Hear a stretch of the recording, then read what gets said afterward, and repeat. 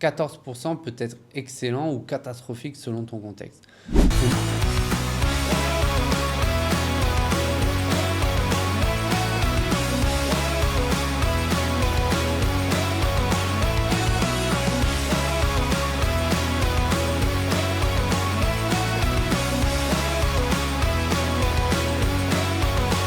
Je sors d'un appel, un manager me donne ses chiffres, 14% de taux de transformation en démo réalisé vers la signature, 35% en one shot, 32% qui signent dans les 7 jours et le reste qui s'étire jusqu'à 30 jours et au-delà. Et il me demande, c'est bien ou pas?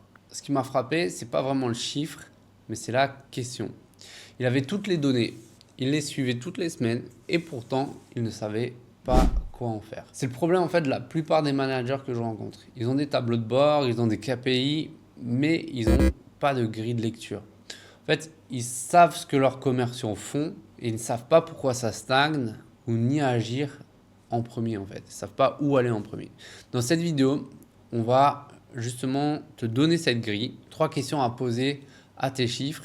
Est-ce que à chaque réponse et vraiment voir ce que chaque réponse va te dire et où est le vrai problème dans ton équipe. En fait, le taux de closing seul ne dit complètement rien. 14% peut être excellent ou catastrophique selon ton contexte. Ce même taux sur des leads entrant ultra qualifiés à 500 euros, c'est une catastrophe. Sur des deals à 3000, 5000 euros avec des prospects froids recrutés par SDR, ça peut être dans la moyenne haute. Le chiffre brut n'a aucune valeur sans son contexte. Qualité du lead, ticket moyen, niveau de maturité du prospect à l'entrée du rendez-vous. Avant de décider si ton taux est bon ou mauvais, pose-toi la question sur quoi exactement il est calculé. Ensuite, ce qui révèle vraiment la qualité d'une équipe commerciale, c'est pas combien de deals elle close, c'est aussi quand. Un commercial qui close 30% de ses démos mais met en moyenne 45 jours est complètement moins efficace qu'un commercial à 20% qui close en 7 jours. La vitesse de décision, c'est le vrai indicateur de la maîtrise commerciale. Plus tes deals s'étirent, plus tes commerciaux subissent la décision au lieu de la conduire. La KPI la plus sous-estimée de tous, c'est le taux de one shot, le pourcentage de deals signés lors du premier rendez-vous. Un manager que j'ai accompagné était à 10% de one shot. En 6 mois, il est monté à 35%. Pas parce que ses commerciaux sont devenus des meilleurs vendeurs en général, mais parce qu'ils ont appris à poser les bonnes questions au début de rendez-vous et ancrer la décision avant la fin. Ce levier-là change les revenus plus vite que n'importe quel autre. Les 3 questions à poser à tes chiffres. Question 1, où est-ce que tu perds tes deals dans le temps? Pendant ta distribution temporelle, combien en J0 quelque sorte, combien en J1, J7, combien en J8, J14, combien en J15, J30, combien au-delà. Cette courbe te dit exactement où est ton vrai problème. Si tu perds massivement entre J1 et J7, problème de relance post-démo. Si tes deals meurent du coup après J14, tu vas avoir un problème d'urgence et de réactivation. Si le one-shot est bas, c'est la structure du rendez-vous lui-même qui a retravaillé.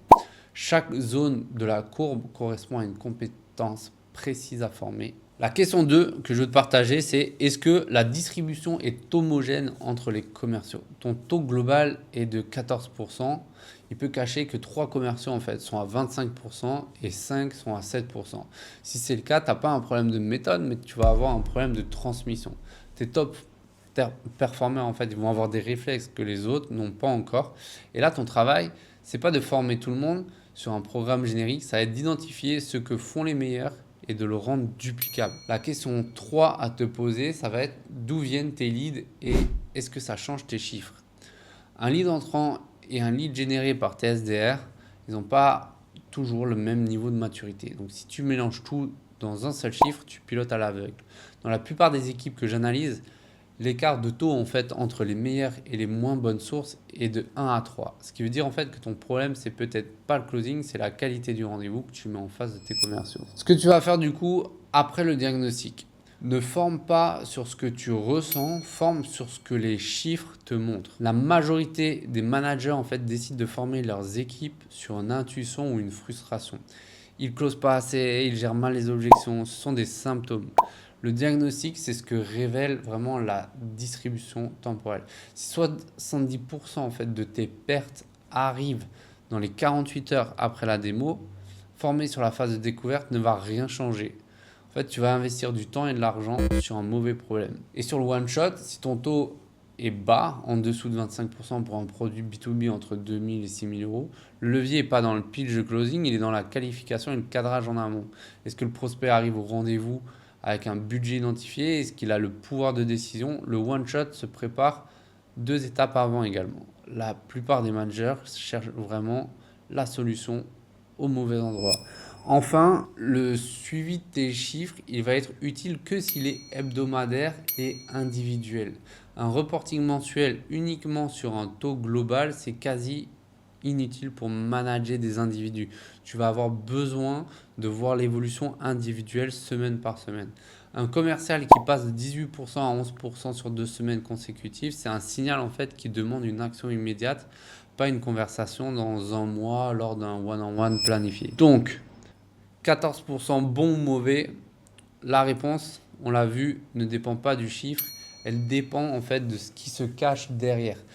Ta courbe temporelle, la distribution entre tes commerciaux et la qualité des sources de tes leads. Ce framework, en fait, je vais vraiment l'appliquer systématiquement avant de recommander quoi que ce soit à un manager. Parce qu'une formation qui n'est pas commandée par un diagnostic précis, c'est vraiment de l'argent dépensé sur le mauvais problème.